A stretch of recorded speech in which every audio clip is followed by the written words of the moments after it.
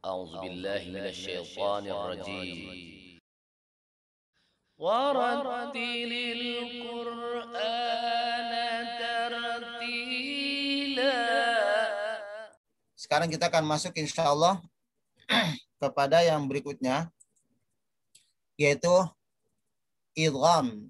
Perhatikan semuanya, ini materi baru, ya, materi baru. Yang berikutnya adalah idgham. Idgham yaitu pengucapan nun sukun atau tanwin secara lebur ketika bertemu huruf-huruf idgham. Apa sih lebur? Artinya dimasukkan. Nun dan sukun itu tidak terdengar sama sekali. Tapi yang terdengar adalah huruf-huruf idgham. Ya, huruf idgham di sini belum ada pembagian. Huruf idgham itu terbagi dua nanti, yaitu huruf idgham yang bigunnah dengan bila gunnah. Baik idgham bigunnah ataupun bila gunnah ketika ketemu dengan nun sukun dan tanwin itu wajib dilebur, artinya wajib dimasukkan kepada huruf yang berikut dalam rangkaian huruf-huruf idgham. Tadi sudah kita terangkan bahwa idgham itu ada dua, idgham bigunnah, idgham bila gunnah. Hurufnya, huruf idgham bigunnah ada 4, yaitu nun, mim, wawu, ya. Sementara idgham bila gunnah, lam, dan ro. Jadi apabila ada nun sukun dengan tanwin ketemu dengan 6 huruf idgham, maka tidak terdengar nun sukun atau tanwin tersebut. Seakan-akan dia ditasdidkan kepada huruf tersebut, ya, seakan-akan dia ditasdidkan kepada huruf yang ada di depannya. Tapi alhamdulillah Quran itu sudah membantu apabila ada nun sukun atau tanwin ketemu dengan 6 huruf idgham itu sudah diberikan tanda dengan tasjid. Padahal ketika tidak ada kalimat tasjid, tidak ada harokat tasjid pada huruf tersebut, tetap bacaannya harus diidghamkan. Ya, contoh lihat nih ya. Ketentuan ini berlaku ketika pertemuan nun sukun tanwin dengan huruf idgham. Lihat contohnya. Walil kafirina azabum muhin. Mimnya tidak ditasdidkan, ya. Mimnya tidak ditasdidkan. Tetapi karena sudah menjadi hukum bahwa idgham itu nun sukun dan tanwin dileburkan, dimasukkan kepada huruf yang ada di depannya, yaitu di sini mim. Ketika mim, tanwin ini tidak ada. Walil kafirina azabum muhin. Pengucapannya seakan-akan ditasjidkan. Ya, di sini mimnya seakan-akan ada tasjid. Walaupun tidak ada, ya. Tapi alhamdulillah Quran sekarang sudah dibantu dengan tasjid, ya. Kita lihat di sini, ya. Yang pertama adalah idgham. Nah, idgham terbagi dua. Taib ya. Idgham terbagi dua. Idgham bigunnah, idgham bila gunnah. Idgham bigunnah yaitu harus digunakan. Apa sih pengertian digunakan? Ada penekanan 2 ketuk, 2 harakat. Walil kafirina azabum muhin. Dia punya 2 ketuk. Ya, punya 2 ketuk yang seakan digunakan, ditekan terlebih awal. Gunnah artinya penekanan. Walil kafirina azabum muhin. Azabum muhin. Ya. Di sini ada yang namanya gunnah. Berarti penekanan dengan 2 ketuk. Yang kedua, idgham bila gunnah yaitu tidak digunakan. Artinya bila gunnah tidak digunakan. Tapi arti idgham melebur, ya. Arti idgham di sini adalah melebur, memasukkan nun sukun kepada atau tanwin kepada huruf-huruf idgham yang ada di depannya. Jadi pengertian idgham adalah melebur, ya, memasukkan bunyi nun sukun dan tanwin kepada huruf-huruf yang ada di depannya dalam rangkaian huruf-huruf idgham. Seperti ya, wa may ya'mal, ya.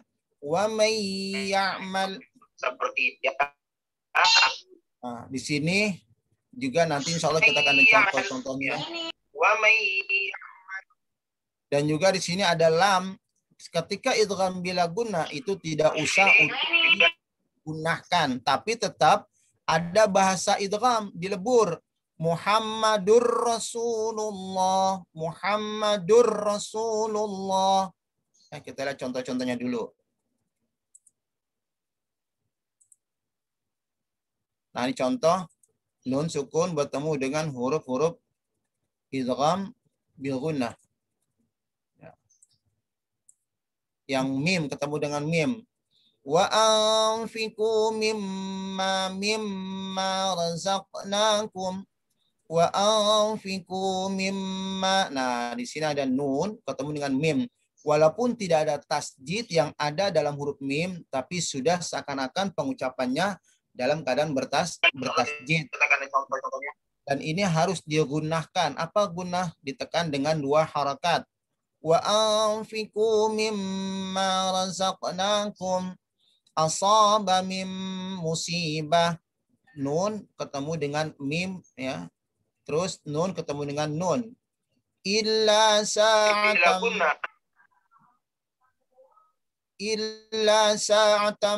min nahar. Ini 2 ya. Ada mim, di sini ada apa namanya dengan tanwin, tapi yang kita maksud adalah nun ketemu dengan nun. Illa sa'atam nahar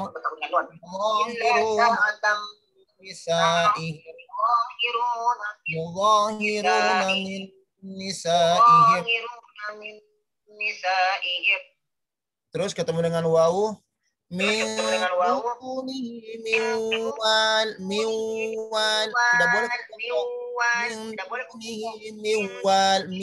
enggak, harus ada gunnahnya. Gunnah penekanan dengan 2 huruf, dengan 2 harakat. Mohon maaf, dengan 2 harakat. Au wara'i judur. Au wara'i judur. Ya, di sini ada nun dengan waw. Atau dengan ya. Min qabli an yatamassa. Min qabli an yatamassa. Ya, nun dengan ya. Jadi harus ada 2 ketuk yang namanya gunnah.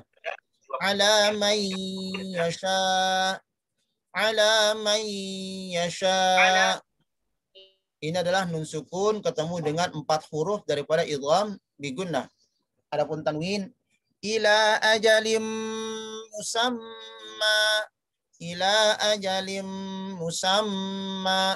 Kenapa abi di sini juga didengungkan ya, musamma? Karena apabila ada tasjid yang terletak pada huruf 2 huruf mim dan nun namanya gunnah. Jadi ada perbedaan idgham bi gunnah dengan gunnah. Kalau idgham bi gunnah itu apabila diawali dengan atau tanwin. Tapi kalau gunnahnya doang apabila ada mim tasjid atau nun tasjid, itu namanya gunnah doang tanpa adanya kalimat kata-kata idgham. Ya. Jadi dibedakan antara idgham bi gunnah dengan gunnah. Kalau idgham bi gunnah, aku katakan sekali lagi, apabila ada nun sukun atau tanwin ketemu dengan huruf.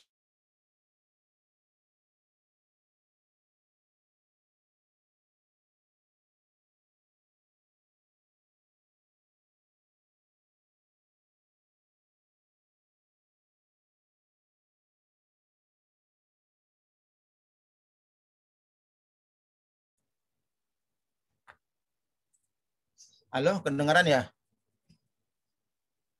Halo? Iya, kedengeran Pak Haji, kedengeran. Yang berikutnya walil kafirina azabum muhin, azabum muhin. Untuk kalimat yang nun ketemu dengan tanwin, wa'azzabnaha azaban nukra. Wa'azzabnaha azaban nukra. Taubatan nasuha. Taubatan nasuha. Ketemu dengan wawu. Waridwana wa yansurun. Jami'an wa qulubuhum syatta. Jami'an wa qulubuhum syatta. Qauman yu'minun. bibuhtani yaqtarina, bibuhtani yaqtarina. Itulah contoh-contoh nun sukun dan tanwin ketemu dengan daripada huruf-huruf idgham bi gunnah. Jadi arti idgham melebur, memasukkan. Apa sih maksudnya memasukkan? Tidak terdengar lagi yang namanya tanwin atau nun, tapi yang terdengar adalah huruf-huruf berikutnya. Ya, seakan-akan diumpamakan huruf dalam idgham bi gunnah itu adalah huruf yang sedang bertasydid. Baik, anak-anak kami yang berikutnya, sekarang contoh daripada idgham bila gunnah. Huruf idgham bila gunnah ada dua, lam dan ra. Di sini tetap ada kata-kata idgham, meleburkan, memasukkan, tapi ada kelainan yaitu bila gunnah, tidak didengung. Hanya cukup dengan satu ketuk. Jazaa'am mir rabbika, mir rabbika. Tidak boleh kamu seperti idgham bi gunnah. Jazaa'am mir rabbika. Salah ya. Jadi perbedaannya bil gunnah dengan bila gunnah. Kalau bil gunnah dengan dua ketuk, ya artinya dia gunnah ditekan dengan huruf yang berikutnya. Kalau ini tidak ada penekanan, cukup dengan satu ketuk tapi dileburkan huruf nun atau tanwin ke dalam huruf yang ada di depannya. Jazaa'am mir rabbika ta'an hisaba. Ar-ra'a tidak boleh ar-ra'a ya. Ar-ra'a mustaghna. Ar-ra'a mustaghna. Yang berikutnya, walam yakul lahu kufuwan ahad. Walam yakul lahu kufuwan ahad. Kalla la illam yantahi lanasba'am bin nasiyah. Nah, di sini tidak boleh ada penekanan, tapi tetap diidghamkan, dileburkan. Adapun yang tanwin, wailul likulli humazatil lumazah. Di sini wailul likulli humazatil lumazah. Yang Abi katakan tadi gunnah. Gunnah itu apabila ada mim tasjid dengan nun tasjid, itu tetap diadakan dua ketuk. Namanya gunnah. Jangan idgham bi gunnah ya, gunnah doang. Yang artinya mim tasjid dan nun tasjid. Inna rabbahum bihim yawma idzil khabir. Yawma idzil khabir. Fahuwa fi 'aisyatir radiyah. Fahuwa fi 'aisyatir radiyah. Muhammadur Rasulullah. Muhammadur Rasulullah. Itulah contoh-contoh dalam dua idgham, idgham bi gunnah dan idgham bila gunnah. Kita kembali ke yang pertama. Ya, perhatikan contohnya ya. Nanti harus kamu perhatikan nih. Taib. Di sini ada satu hal yang harus kamu lebih teliti. Ada hukum di antara idgham ini, ada namanya idhar mutlak. Apa sih perbedaan idgham dengan idhar mutlak ya? Ketika idgham bi gunnah itu harus dengan dua kata. Ya. Kata azabun ini kata azabun dan muhin. Ada azab satu kata, muhin dua kata. Baru terjadi hukum yang namanya idgham bi gunnah. Sekali lagi, ada satu hal yang harus kamu teliti. Ketika kamu dalam kondisi hanya memahami apabila ada tanwin atau nun sukun ketemu dengan huruf idgham bi gunnah yang ada 4, nun, mim, waw, ya, namanya hukum idgham bi gunnah. Betul. Tetapi harus kalian pahami dalam dua kata. Ini ada kata dua kata. Mana kata yang pertama? Azab. Yang kedua muhin. Baru terjadi hukum idgham bi gunnah. Cara membacanya pun dengan dua ketuk. Walil kafirina azabum muhin. Tetapi, nah ini dikecualikan, tetapi apabila ada nun sukun dan tanwin, walaupun ketemu dengan huruf-huruf idgham bi gunnah, karena dia dalam satu kata, maka tidaklah baca idgham bi gunnah.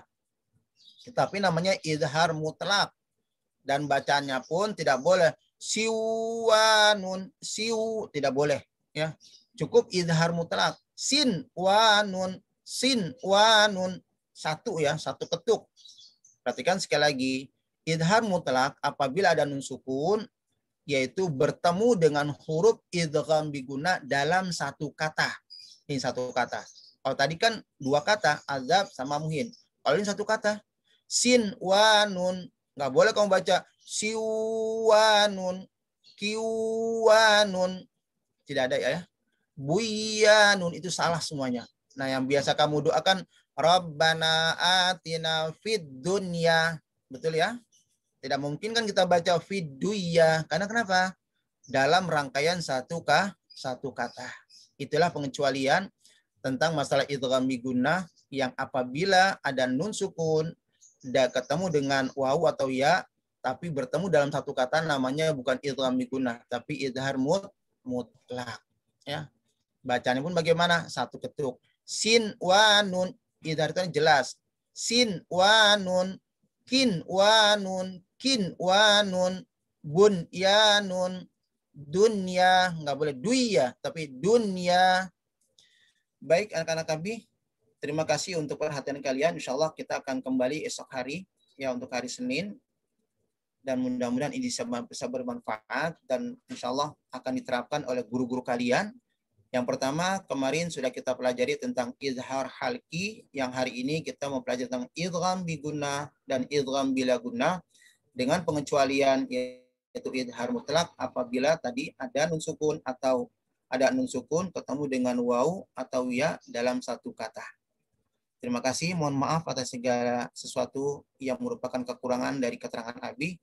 Abi hanya berharap mudah-mudahan ini bisa bermanfaat, kita bisa amalkan, dan insya Allah kita bisa membaca Al-Quran dengan tajwid yang memang kita dapat memahaminya. Akhirul kalam, Assalamualaikum warahmatullahi wabarakatuh.